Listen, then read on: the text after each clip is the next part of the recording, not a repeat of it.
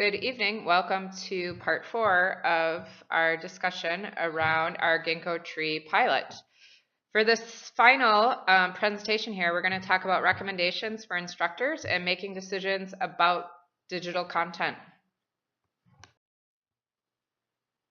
I am Tanya Joosten, the Director of E-Learning Research and Development at the University of Wisconsin-Milwaukee. You can feel free to connect with me on Twitter at @tjoosten. All right, so based on the results of our analysis and our findings from our student and our instructor surveys, both quantitative and qualitative, we came up with some recommendations to not only help instructors who are interested in using Ginkgotree, but just in general for instructors making decisions about digital content.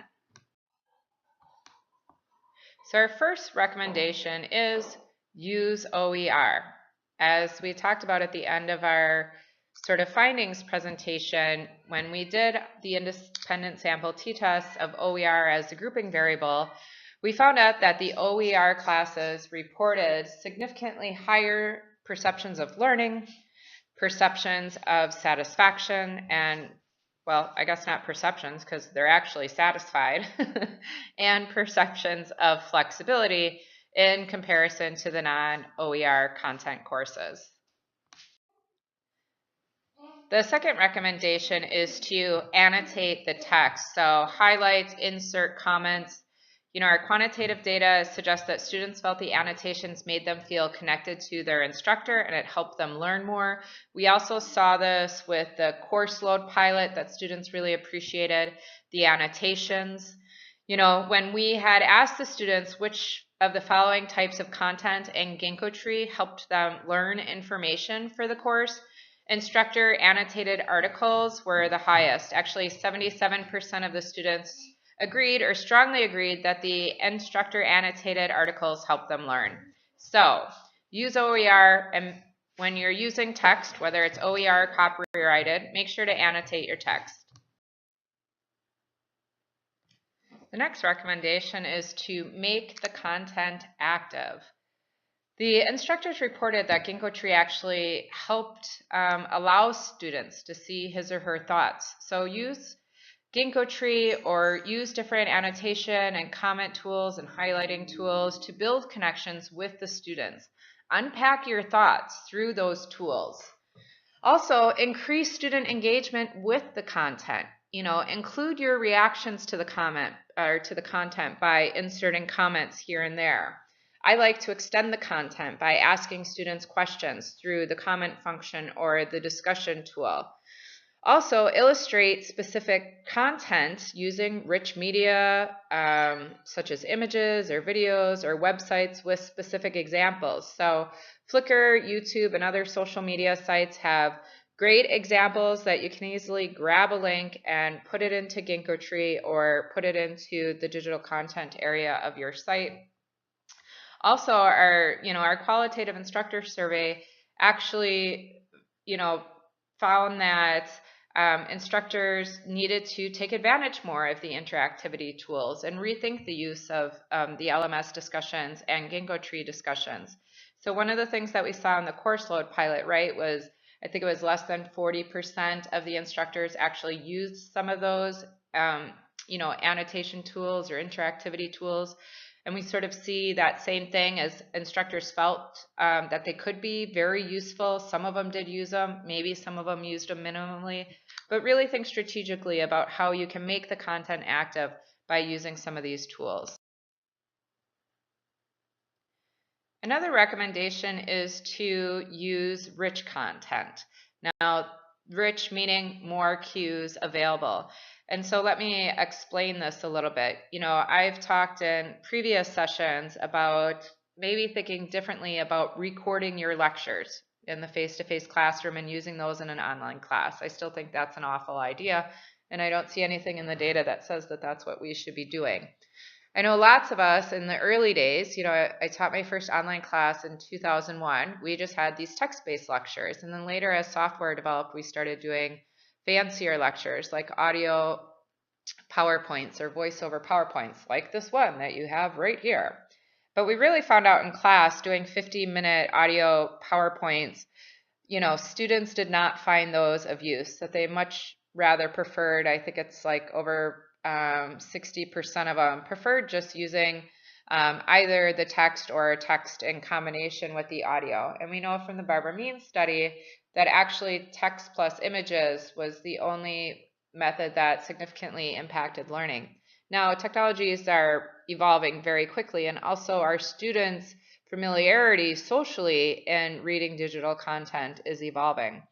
So based on our results here in this study and just some of the different things that are going on around the country, we really recommend using rich content. So when we ask students, what helped them learn most, not only did they say annotated text, as we moved down there, they felt websites, book chapters, and videos helped them learn the most. So try to not just think about taking your standard text and using a digital text, but thinking about what are the different kinds of OER and the different experiences that you can provide for them. Let's move away from the idea of a 50-minute lecture, those sorts of things, to curate a combination of rich current content that will really be most useful for the students.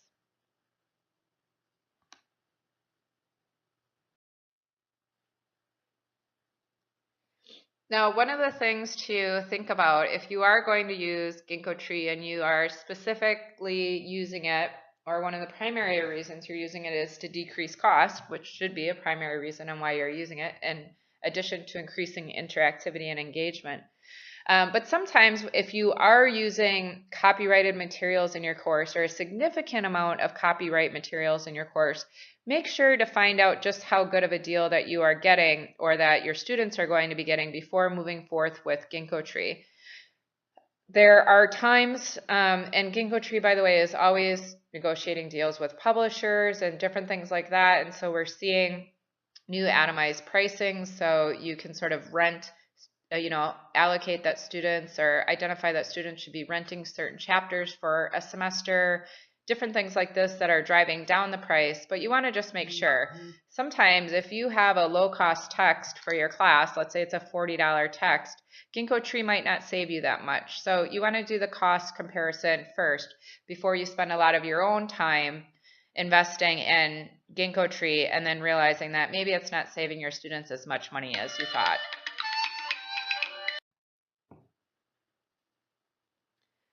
Another recommendation that we have is to make sure to connect with others that are interested in innovative ways of using digital content, and also making sure to share out what you're doing on your campus and beyond at regional or national conferences. One of the things that we heard from our faculty in our instructor survey is that they wanted additional training and development. They wanted to see more example and models of how Ginkgotree was being utilized. And at the time, Ginkgotree was just coming into production, and so the staff, who are also their instructors themselves at the Learning Technology Center, did not have the time in order to sort of test it out for a semester and identify what some of these models were. So the first semester, we were really all together with the instructors who are part of the pilot, sort of figuring out what were the best ways to use this and what were some of the pedagogical models. So please make sure to share out some of what you're doing in your course. Also, we have a couple videos on YouTube of instructors using Ginkgotree. That's another great way to quickly share out what you're doing, sort of as I'm doing here in this, presentation that I'm going to share on YouTube. The other thing is, whenever you incorporate a new tool, you sort of must think the way that you teach. How can this tool be used to meet some of my pedagogical needs? How can this tool be used to enhance the student experience? So, and I think in particular in this case of Ginkgotree, this really focuses on the incorporation in the use of OER. Now, another recommendation is to make time. We know that with everything. Whatever technology that we're using, whether it's clickers or social media, or we're going to Blender class or transform it for online, we need to make sure to make time to, develop a strategy about the technology or the innovation, to align that with our expectations for our courses. But in particular, when you are looking to use OER, Open Education Resources, in your course, it takes a significant amount of time to curate those resources. I would strongly recommend allocating 3 months of time, scheduling time for yourself each week or every few days over the summer maybe to start identifying the open education resources that will help your students achieve your desired results or your learning objectives for the course. So really think about your learning objectives and then think about what sorts of OER materials you can find or OER that you can find through YouTube or different places on the web that will help you and your students, I should say, down the path to achieving those learning objectives. Our final recommendation is that Ginkgotree is not just an etext, and I do have to confess, we had to think of a way to frame Ginkgotree in sort of an existing mindset that instructors have. And so it's very hard to say, Ginkgotree is the Tumblr of content or higher ed, and Ginkgotree is this great tool with all these interactivity features that allows you to give your students materials in new and fun ways. We just needed a way that it seemed to simplify the tool.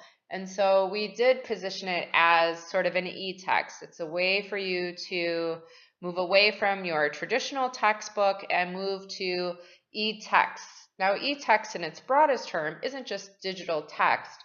Text can be, from a certain academic viewpoint, on a range of rich content and lean content.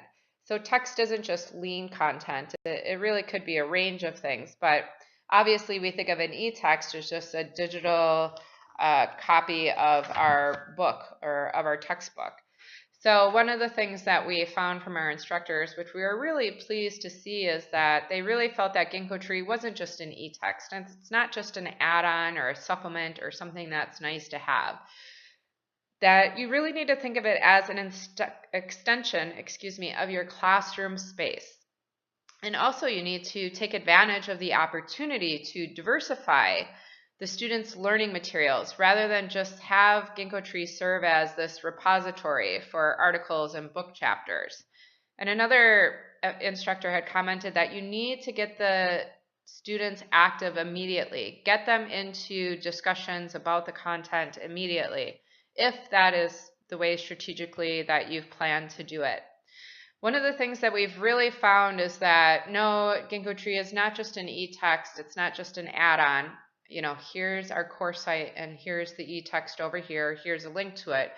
But we found that using Ginkgotree as a replacement for your content area in your LMS, as a new virtual learning place for your students, is really the best way to think of it.